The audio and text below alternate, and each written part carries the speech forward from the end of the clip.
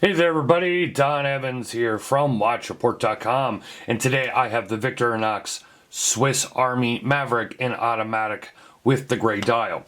$895 direct from the Victorinox website. I will have that linked below. 43mm case, 47mm including that crown from 923. 22mm lug width, only 12mm thick. It does have a 22mm non-tapering bracelet with a flip block clasp and a extension and a 28-24 automatic movement, and of course you are getting a sapphire crystal.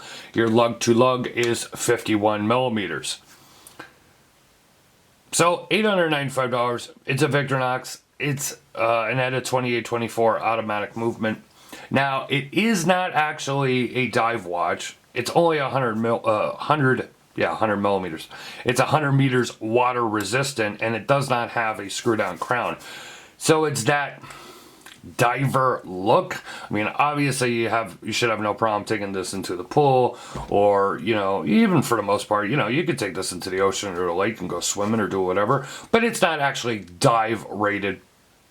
But as I've talked about many times here before, with the amount of dive watches that are made between mainstream brands and micro brands and everything, if everybody actually dived, I think we'd all be in the water most of the time and not doing anything else, because there's just an abundance of dive watches made constantly.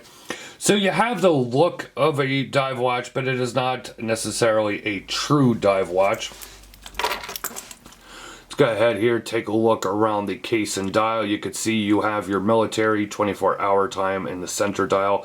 Very nice gray sunburst effect, so it's going to be more of a charcoal gray in some light or more of a silver gray in other light.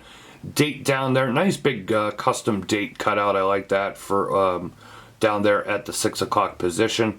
You can see you just have that little bit of red contrast. This bezel insert actually matches the dial very well. It's a brushed gunmetal steel insert. It actually, it almost looks like it's distressed. It is brushed, but it almost has that like distressed look, but it matches the dial very well.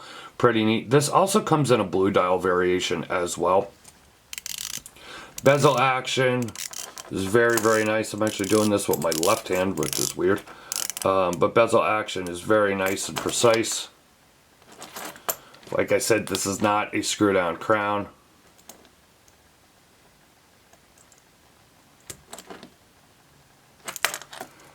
Give you a look all around the case. It's kind of a slab-sided case, and what I mean by that, especially if you look at the non-crown side of the case, it kind of has that Tudor black bait kind of look going on. Just kind of the shape of the case.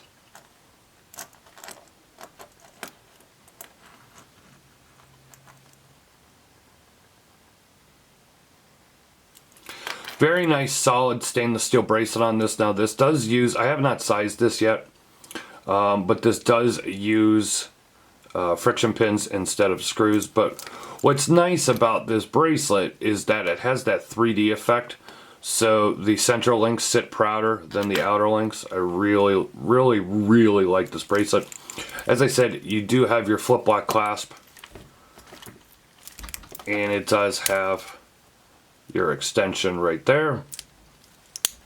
3 micro adjusts in the clasp, and there is your ETA 28-24 automatic movement. You can see it has a custom rotor.